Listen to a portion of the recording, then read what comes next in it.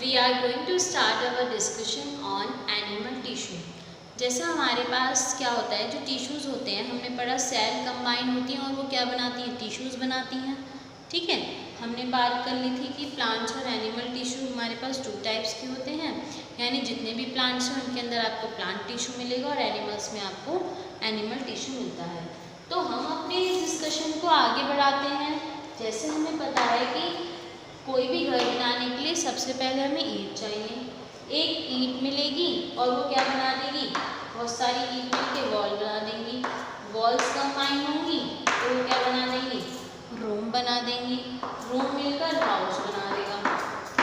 ठीक है, इसी तरीके से हमारा चलता है इस एनिमल टिश्यू के अंदर डिस्कशन कि यहाँ पर क्या होता है कि सेल मिलती है वो क्या बना देती है, टिश्यू बना देती है। यहाँ से आपका टिश्यू सिस्टम, ऑर्गन और एक फिर कंबाइन होकर ऑर्गेनिज्म बन जाता है।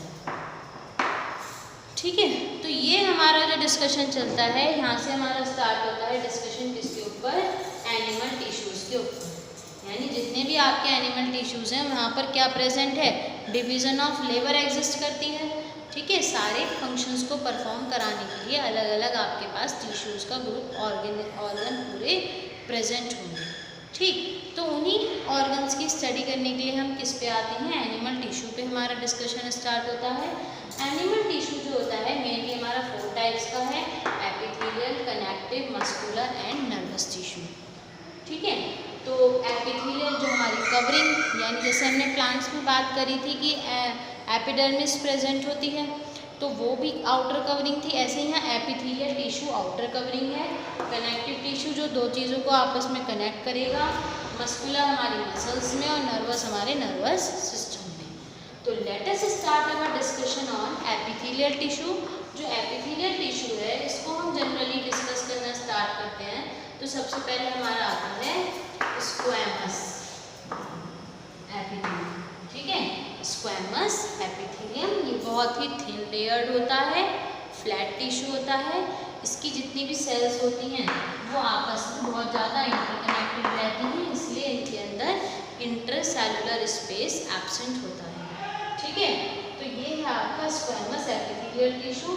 अगर हम बात करते हैं इसकी लोकेशन की, तो ये हमारी स्किन की आउटर सेल्स में मिलेगा।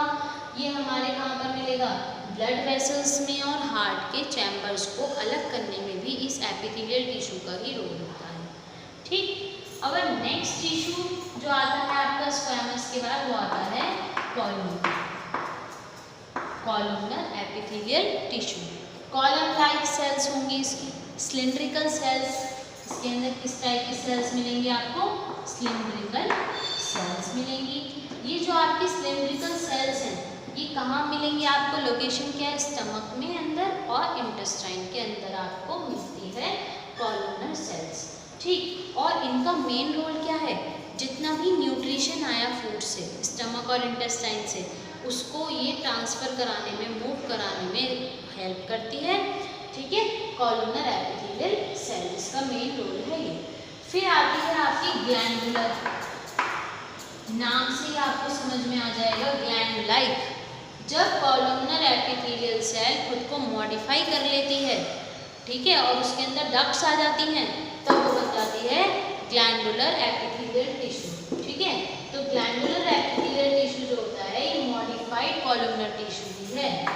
ठीक है, अब ये हमारी स्वेट ग्लैंड्स में मिलेगा, टीयर ग्लैंड्स, ये सब जगह जहाँ पर भी ग्लैंड्स होती हैं, डक्ट्स होती हैं, जहाँ से पाइप लाइक स्ट्रक्चर होती हैं मोशन के लिए, तो उसको आप क्या कहते हैं, ग्लैंडुलर एपिथेलियल टिश्यू कहते हैं। ठीक, फिर आती है आपकी सीलिएटेड एपिथेलियम।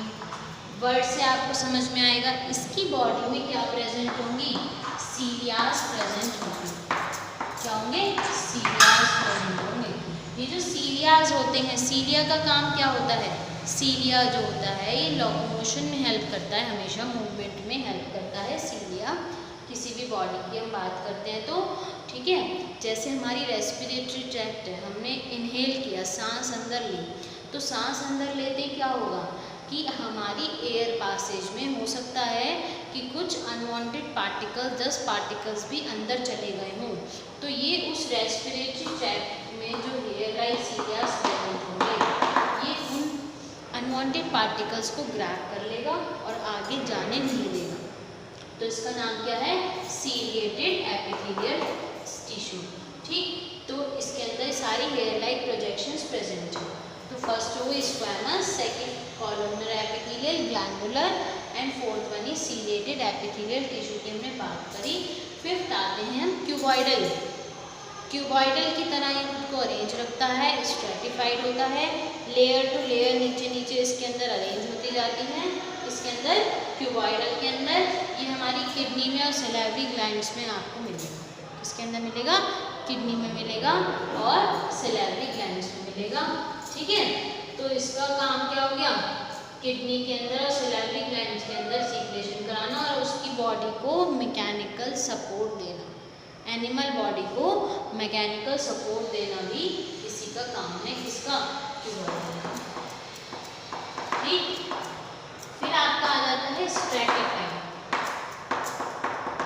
ये फ्लैट स्ट्रक्चर है, स्ट्रेटा की फॉर्म में एक दूसरे के नीचे अरेंज रहेंगी। ठीक है, और ये क्या करती हैं? हमारी स्किन में, माउथ में या ईसोफेगस में प्रेजेंट है। ठीक, लेयर वाइज प्रेजेंट है, स्लिम स्ट्रक्चर है इसकी, यहाँ पर भी इंटरसेलुलर स्पेसेस एब्सेंट है। This is all about epithelial connective epithelial animal tissue, जिसमें हमने स्क्वैमस की बात करी। स्क्वैमस कहाँ था? हमारी स्किन में था, माउथ में था, ईसोफेगस में था। कॉलमनर की हमने बात करी, तो जितने भी हमारी कॉलमनर सेल्स थी ये हमारी स्टमक में और इंटेस्टाइन में आपको मिली।